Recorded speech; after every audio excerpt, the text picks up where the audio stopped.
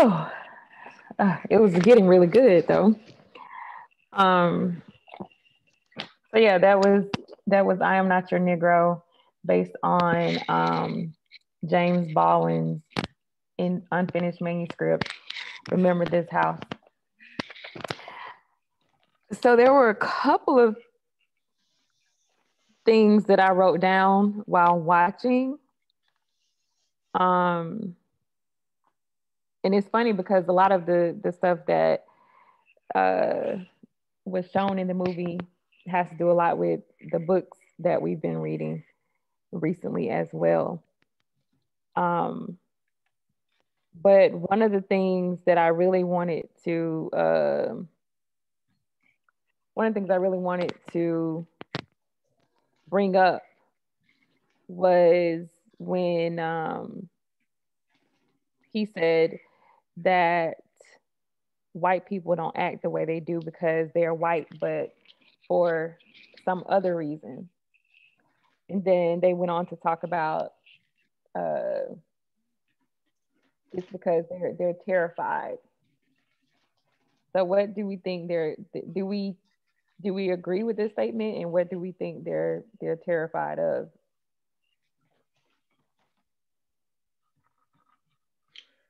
I think, well, when he made the statement, I wanted to know what he meant about that, but then he went on to further elaborate what he meant.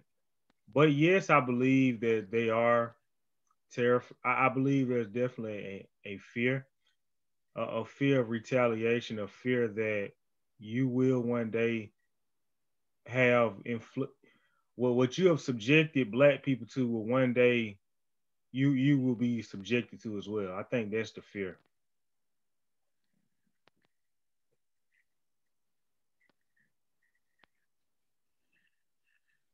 90.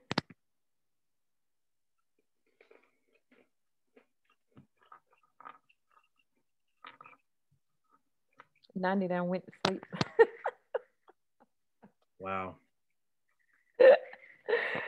uh, I didn't know who this was with diagnostics iPhone that came in. I was trying to figure out who that was.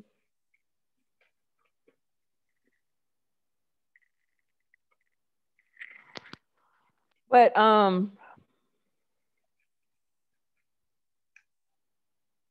I think the other thing he talked about too was something that we got deep into with um the new Jim Crow and white fragility, was the idea of the apathy and ignorance that white people have, and about them not really wanting to know what's happening uh, in the black community. I got to Because, get one. huh? I was gonna say I really have to get white fragility. I read the day I sent you that book about black women and black love, war on African American marriage. I did get a Mhm. chance to read a little bit of white fragility. Well, at least the beginning part, and they talked about how the. Let me tell you the part I stopped at. I stopped at the part where the author was explaining how there was a room filled with white people, and the subject and the topic was on race, and two men were slamming their hands down, demanding something, and everyone else was just silent as they were doing it, which indicated they agreed with what the men were saying. That's the part I stopped at. If you Okay. remember what I'm saying.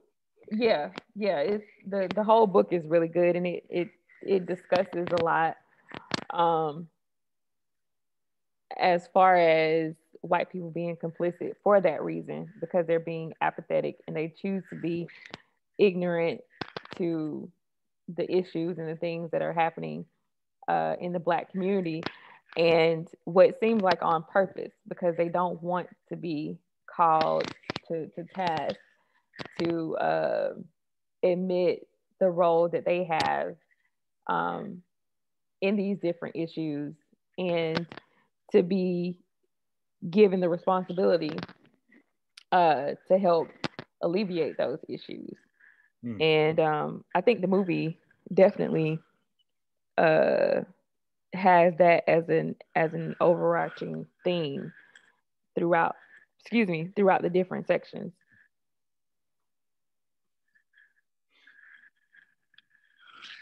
Yeah. Did you have something to add? Well, I mean, it was a great movie overall, and I was kind of hoping you would finish it because I wanted to watch the rest of it. But anyway, Yeah, we pressed the time. It's like an hour and 30 minutes long, so yeah, I I did. didn't want to.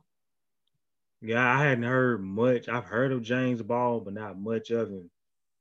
But when he was saying that Malcolm was a racist, or so they thought, I just went back to thinking that by definition, black people cannot be labeled racist simply because we don't have the political or economic infrastructure Right, to do to white people or white people have done to us. right, and they misuse that all the time.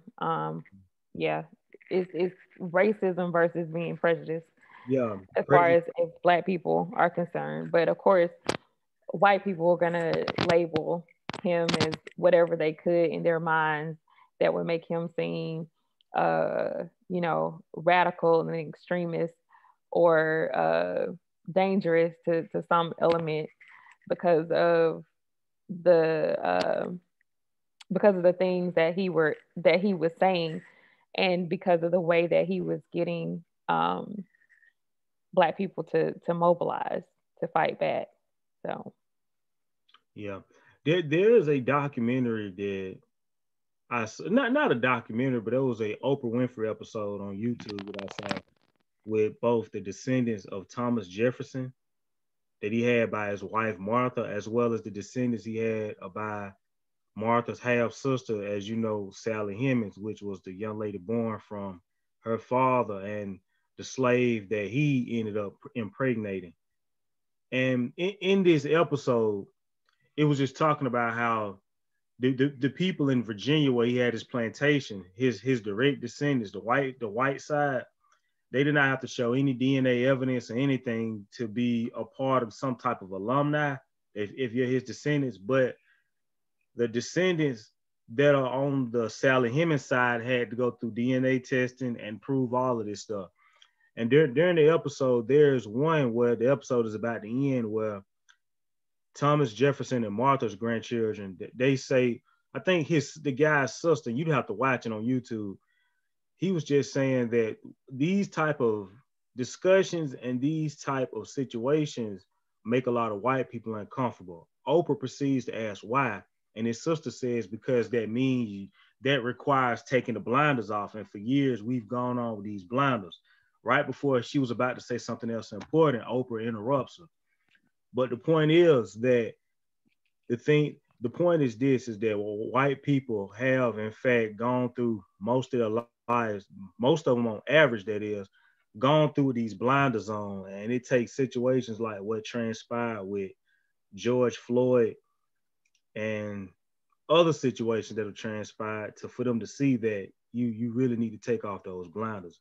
And some people, like you mentioned, or like you say about white fragility, out of ignorance, some just keep them on there anyway. So it is a choice. hmm I was thinking about that too when uh you when in the film when they're making the comparisons between what was happening with the civil rights movement and the people being beat and um arrested, and the woman, uh the police officer has his knee on the woman's neck, the comparison with George Floyd. And it's crazy because if you look at it and you put both of like the news footage in black and white for uh both incidents with the police and the SWAT teams and stuff like that, the riot gear for them trying to hold people back, like it would look the same. You would think that it was from the same time period if you weren't paying attention to, like the clothes and stuff like that. But that was one of the other things I remember looking at not too long ago, where they said that the reason why they would show those images in black and white and not in color is because they wanted to make it seem like it happened a long time ago in your mind. But you're thinking when you're watching this, Like, for example, with one of my aunts just turning 60. So, she was a little girl when all this stuff was going on with the civil rights movement and everything, and integration. So all you can think about when you're watching that footage for the white people that are saying, uh, you know, we don't want to go to school with niggers, or we want Dr. King, that they want to harm him, or wanting to try to beat these people, or doing other things to them. It's like, where are those people now? Meaning the majority of them are still alive, you know, and they've instilled these same white supremacist, racist ideologies in their kids and in their grandkids. Mm-hmm. So that is why we see the same exact images today that they had back then. Yeah. And not only that, as Malcolm X said, the media is the most powerful entity on earth. It has the power to make the innocent guilty and the guilty innocent. And also by the media being controlled by, for the most part, white people. And I would even say, like the movies in Hollywood and stuff, controlled by the Jewish population. These people get to control, for the most part, what they want the media to see. Or they keep control what they want to put in the media and what the audience chooses to see. And not only what the audience chooses to see, they get to put the stories they want out there rather than what's really out there. And that's why we really have to thank God for technology and everything, because the technology aspect definitely shows an entirely different story. LeBron James said something when Jacob Blake near Milwaukee was shot for no reason. He was just saying that and this was when this was during the playoffs. I don't know if you caught wind of this, but during the NBA playoffs in the bubble in Orlando, they decided to boycott a game because of what happened. And they were on the verge of boycotting the season, but I think that they worked some deal out. And some article, I don't know how true it is, was saying that Barack Obama had a conversation with LeBron that persuaded him to finish the season, or for the league to finish the season for that matter. But anyway, LeBron said in the post game interview that if no one is out there shooting or filming that officer, will we have saw that? And that just goes to show you that because we don't control the media, that the outlook and the perspective from white supremacy is what pretty much is put out there in the media for people to see. And I think a lot of that, especially for the white people that are not necessarily don't care, but those that are ignorant, because there's a difference between ignorance and stupidity. Ignorance is simply not knowing, and stupidity is knowing, but and also, well, stupidity is knowing but still believing in the ignorance. And I would even say knowing but not caring. You got people that know they're very malicious. They just simply don't care and rather for it to stay that way because they benefit from it. Or many people are just plain hateful and racist anyway, and just don't care. But for the people that are ignorant, not necessarily that they don't know, that they don't want to know, they just don't know. Mm-hmm. That the control and the power behind the media that's in the hands of white supremacy plays on their subconscious psyche, and that a lot of times formulate that outlook and their perspective. Most people get their information from the news or from newspapers, etc. Because let's face it, Yashonda, we know regardless of race that most people are too lazy to do their own research. So what they do is they rely on they rely on sources to do their research for them. And most of the time, these sources are not credible. Mm-hmm. That's true. The other thing that I was thinking about when we were talking about the media, um, also in the movie, how it talked about the portrayal of Black people on screen, like initially with Stephen Fetchit and these other actors, and it made me think about how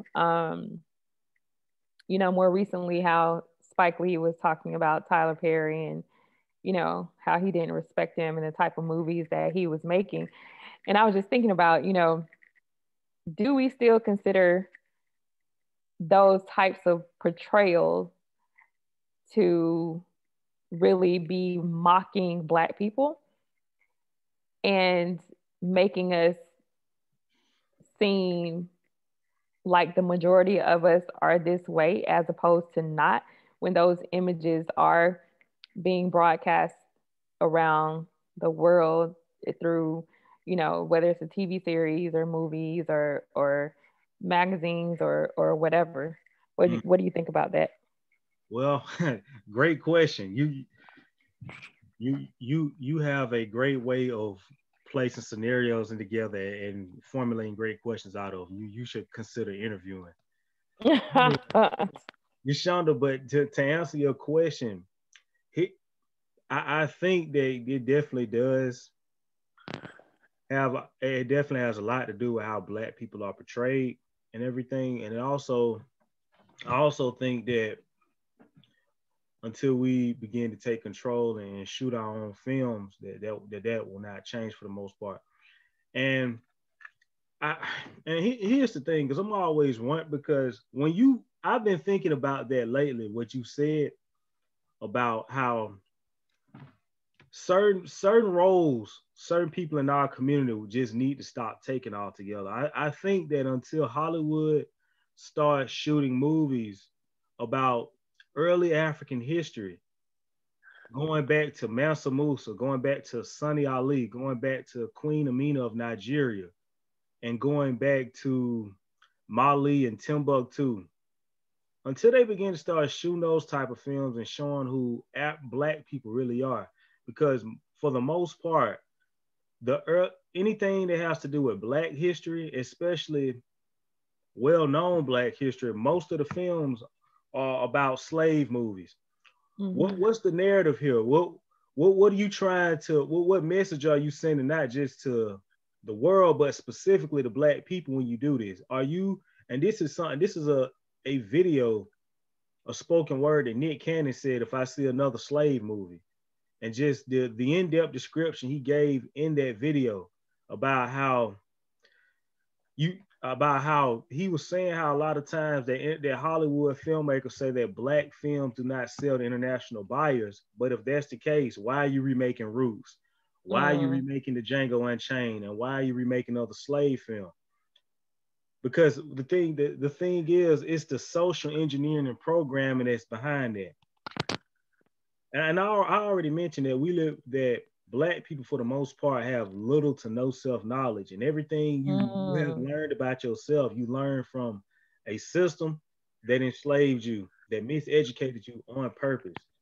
That's why I think that the power that the NBA players display when they decide to shut down the league, if our actors in Hollywood decide to use that same power that says, you know what, we've made hundreds and millions of dollars from Hollywood. We've made enough money. We've made enough money between Denzel Washington, Samuel L. Jackson, and so many of our comedians, Martin Lawrence, Jamie Foxx, etc. We've made so much money that we could come together and we could put our money together and really create our own Black Hollywood. We really do not need Hollywood. We got our own filmmakers. Right. And we have more than enough resources.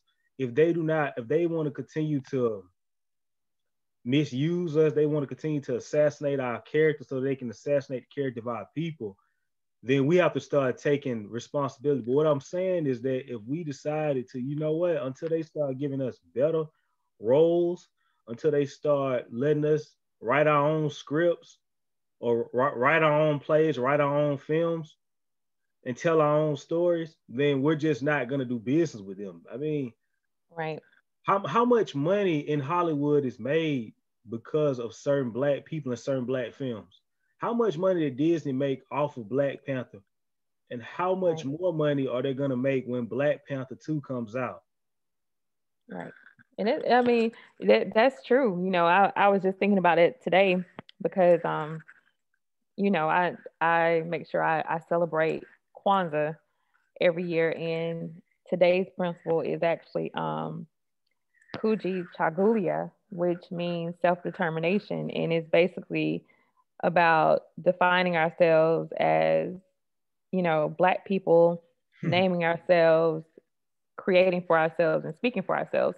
So I Exactly. think that what we just said about us being in control of um, our own stories, um, I think is very, very important, along with the other things that we've been talking about, I got creating safe spaces for ourselves, whether it's through creating our own businesses or, other industries, and just really unifying as a community as a whole. These things are really important. I have a question, Rick. And you said you just celebrated Kwanzaa because this is I'm stuck on the fence about this. It's Hmm. not that I would not buy my nieces and nephews anything for Christmas or anyone else. It's just that I understand the Americanized way of what holidays are, and it's really just to get us to go out and spend more of the 1.3 trillion dollars we have in buying power, and further put more of our money into the hands of white corporations and and white multi-billion dollar companies, most of which are not gonna give that money back to us. Hmm. We have to, as a people, and this is, and I'm over it now, but it's like, how do I explain this to certain family members? Like, listen, a lot of us we went to jobs that we absolutely hate. We would Hmm. not be there if we weren't paying, if they were not paying us the money. We hate it, yet and still we broke our backs only to make extra money working all this overtime, asking for pay raises and doing going the extra mile just to make sure that our kids can have the Christmas that they want or need to have. But we're buying them toys and things that won't even matter a year or two from now. Like everything, my nieces and nephews are 1 to 3 years old. I had two newborn nephews born this year from a brother and a sister on different sides of the family. Hmm. Who's to say a year or two from now? And I'm not saying you shouldn't do something for them. What I'm saying is we have to be responsibly with our money. Who is to say that in the next few years they're even going to play with this stuff? We Hmm. spend too much money on things that depreciate in value. That is How we very true. how are we ever? And I'm guilty. I've done it, but I will no longer be buying. I will no longer be buying all these clothes and shoes just to look fresh. And it seems like the fresher I am, the more name brand clothes I have, the broker I am too, the more unfulfilled I am. But especially the broker I am, because the people that I've met that really have money do not they they don't wear that type of stuff. Right. So I get. Well, my question to you is this: what is your outlook on that? What is your outlook on the Christmas and how we spend all this money Yeah. around this I time? yeah, everything that you're saying, I totally agree with. I don't, especially to see the way that people were spending with it being a pandemic. Um, I don't think that's the whole thing we were talking about, like financial literacy, because my daughter got stuff from me, but only got her like 5 gifts, and it wasn't breaking the bank for me. It was stuff that was reasonable that I paid for her. But for people to go all out, like spending thousands of dollars to get like a PlayStation 5, because even though they were 500, people had bought them up and were, selling them at an astronomical price. Mm-hmm. And people are actually paying for it like it's a mortgage, 800, $900,000 for a PlayStation 5. Um, which I just to play video games. That for me is a hard sell to me. There's no way I could do that. Um, If people have the money to spend and it's not going to put them in a bind, then okay. However, Yeah. if you're doing the same thing every year for a commercialized holiday by going into more and more debt, to me that's just crazy and irresponsible. That doesn't make any sense to me whatsoever. I think one of the things I don't really like about the whole Christmas thing, and I do this with my daughter all the time, is I have some family members that don't like the fact that I say I'm not going to tell her that my stuff is from Santa, because no, I'm not giving an old white man credit for the hard earned money that I spend on my child. Like that's already creating this white savior complex within their minds to me. Mhm. That's what I think. So I don't tell my daughter that her stuff is from Santa. It's no, mommy bought you this. You understand what I'm saying? I'm not, whatever anybody else wants to do with their child, that's their choice. But I don't put stock into that. You see what I'm saying? It's like it's your birthday, mommy bought you this. It's Christmas, mommy bought you this. Why am I changing the idea of me taking care of my child for a particular holiday? I don't, I'm not understanding the whole giving the credit to somebody else. Um, but behind that, I just, you know. We have to we really have to unlearn that, because it's like that's just a way to get more people to spend more money. It's Mm-hmm. all it is. And we, the black, and I say us because we're not in, most of us are not in a situation where we can afford to spend that.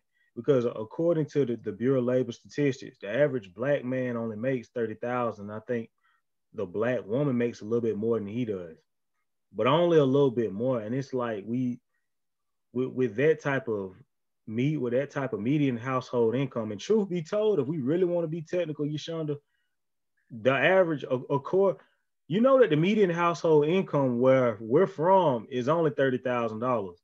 Mm-hmm. Just imagine what it is amongst most people we know and most of our relatives and family members. Very true.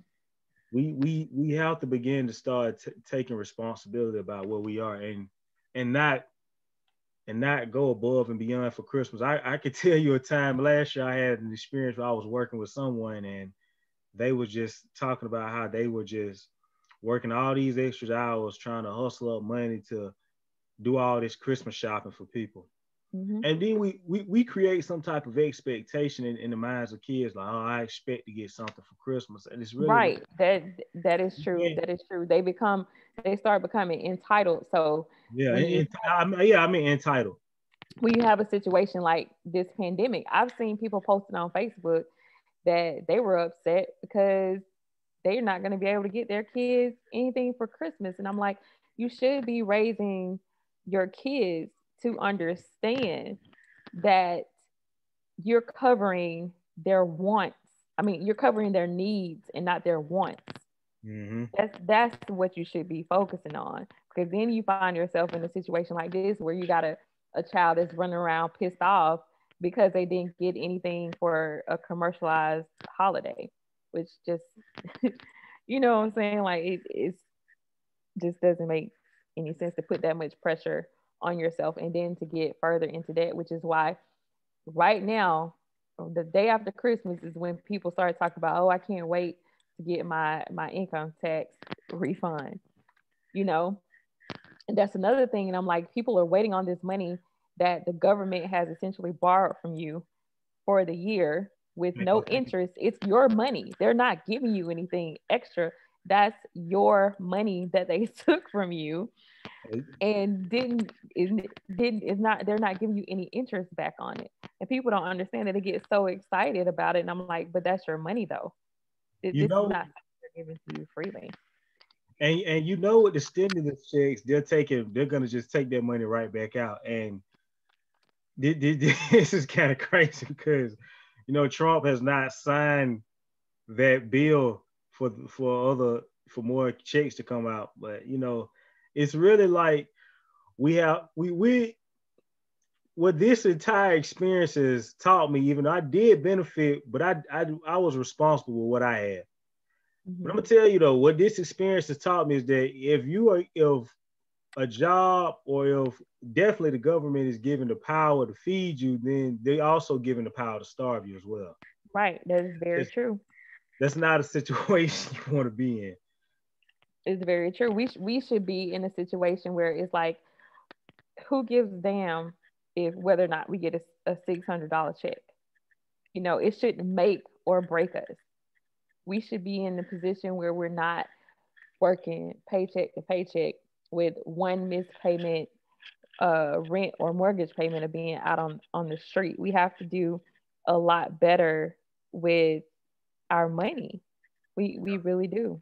We really do. And financial literacy is extremely important. It's not something that they really teach to you in school. And if you didn't grow up with a parent that was financially savvy in saving and investing, it's not something that people know to focus on and know that's important. Because all I can think about is we only have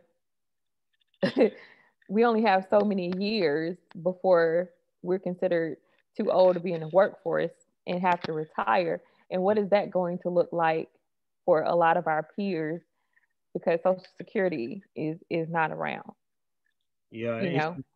it is projected that Social Security won't be around. But let me address something you said. Well, we only have so many years to be in the workforce. You do know, I think, if I'm not mistaken, there's a certain age that certain companies won't even hire you. Mm-hmm. Mm-hmm. That's very true. It's very true. Yeah. The other thing I was looking at,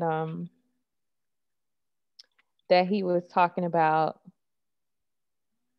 um, when he was talking about paying your dues, and when he was asking himself, like, what when Black people are asking the question, like, what is your role in this country and your future in it, and how are you going to reconcile your reality?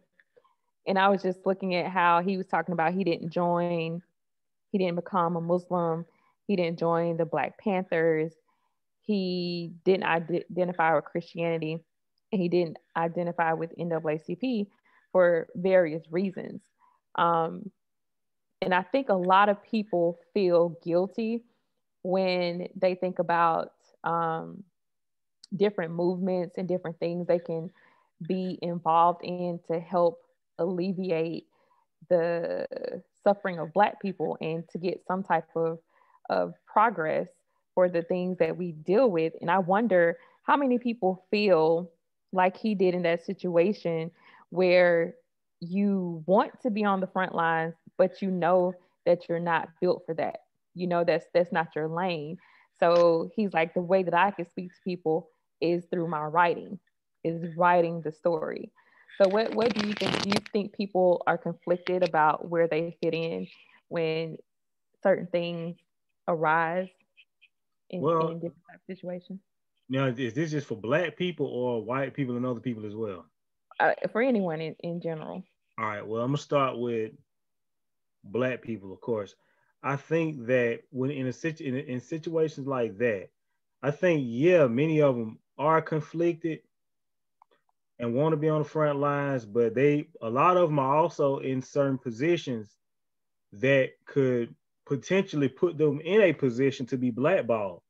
Maybe if they decide to get involved in this and they know that this is their heart and they want to get involved in it, maybe some of them are in a company or amongst people, or maybe they're being funded by somebody, because I told you that a lot of the people, even the ministers in certain churches, we have accounts with white-owned banks, and I know of a minister that's Black who someone white gave they allowed them they allowed them to rent a building like rent free, because they own various gas stations in the city which they had their building.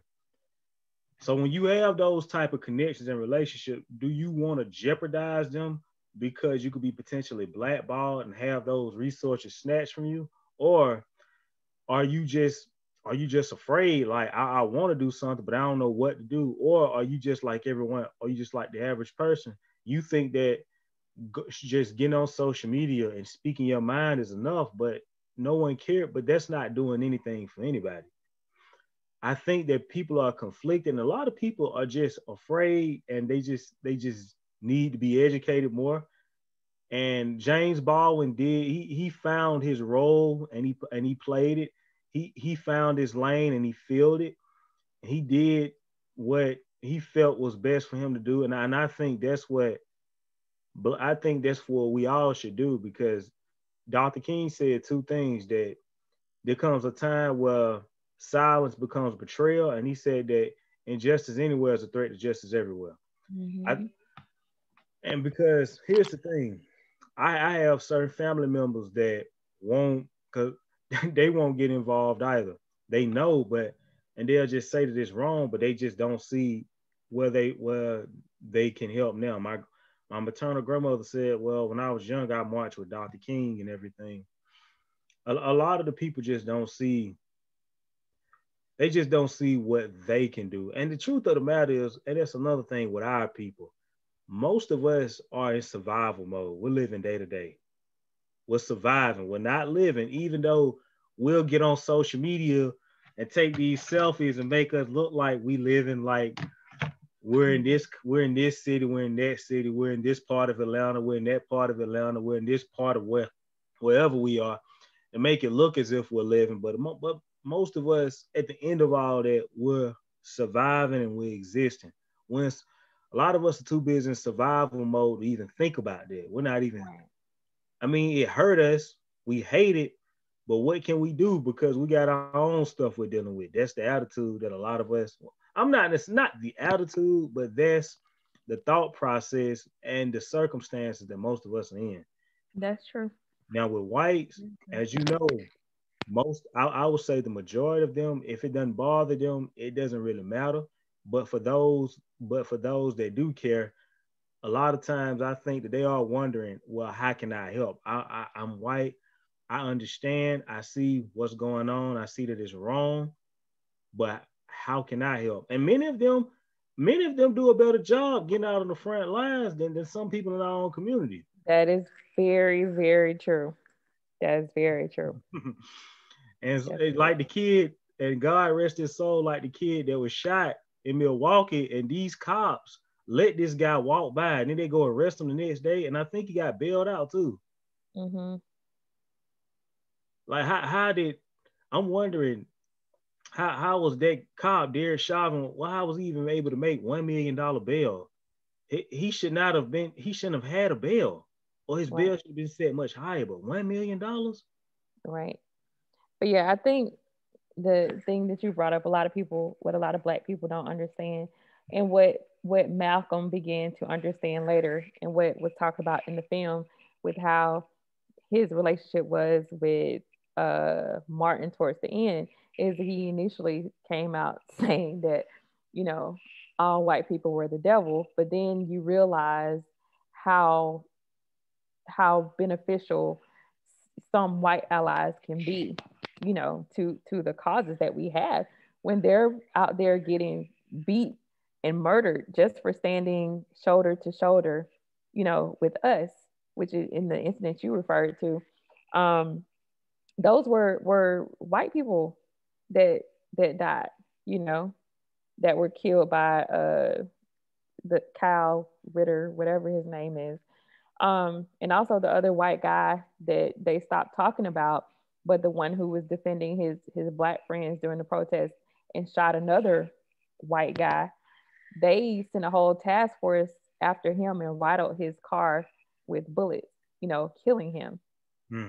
So yeah, it's one of those things where people have to realize that we do have people that genuinely understand the struggle and genuinely want to see things change and want to help. I think that also with in regards to that a lot of the allies have to and I know this is something very challenging for white people given the relationships giving the connections, giving the people that will choose for that reason alone to no longer associate with them. Mm-hmm. Because how many church? Because here's the thing: even in our city, Griffin, how many churches do we have that don't do any, that have their own thing? They have their own thing going on rather than coming together. Mm-hmm. I'm not gonna go into in details about that, but that should just tell you something. Mm-hmm. This is something, because you're recording this. I'll just, when you get back to Griffin, I'll just tell you. There's something I'm gonna mention to you when you come back, because I have to tell you this personally. Okay. But yeah, I mean, I totally agree. There are a lot of organizations that I've said this before, that want to give the illusion of helping, but that's really not the case. Like a lot of them just want to hold on to that 501c3 uh tax status, Mm-hmm. and not really do the work, or not really give the help. And there are also a lot of people that you think are for, the movement, that are really for themselves. So Mm-hmm. there's that as well. So there's, I mean, hey, I I already know what you're talking about. I promise you. I really do. I really do. Um, the other thing that he taught, what you about to say? No, go ahead. The other thing that he talked about, which I found interesting, because um, with him living abroad, and his attitude about not wanting to return home, not wanting, how he didn't miss any of the food, he didn't miss any of the places, and why his attitude was that way, which is why I wanted Nani to stay on and contribute, because we share in this, from being able to live and work abroad, and how you're treated differently in other countries than you are at home. And I tell people all the time, when I go to another country, I'm an American first, and then I'm Black second. When I'm at home, I'm Black first, and then I'm a second class, citizen. So it's extremely different. And I've never, I can say this, I can't say this for everyone else's experience, but I've never experienced racism in another country that I visited or lived in. And like I said, I can only speak to my personal experience. Cool. And I have Black male friends that have specifically and explicitly stated that they will never return home to live in America permanently. They may visit, but they will never live there. And one of those reasons is that they don't have to worry about getting murdered, by the police for no reason in another country. And I've said this before, being in other countries, I can't even tell you 99% of the time what the police officers look like, because I've never seen them. You understand what I'm saying? Wow. Like, they're not out harassing people or looking for a reason to lock somebody up. Gotcha. So, it's just a different type of mindset. So I could totally understand how James Baldwin felt, and why he struggled so much with returning back home to America, because you just, it's two different realities. You just don't have to deal with the same types of issues.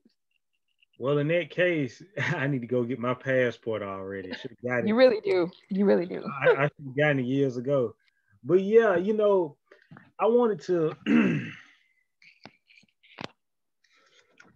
I wanted to also, I mean, I'm glad you said that, because you answered the question I was going to ask you. So what has been your experience about living abroad versus living in America, and in regards to what James Baldwin said? And I'm glad you brought that up about your male friends, and these most of which are Black, right?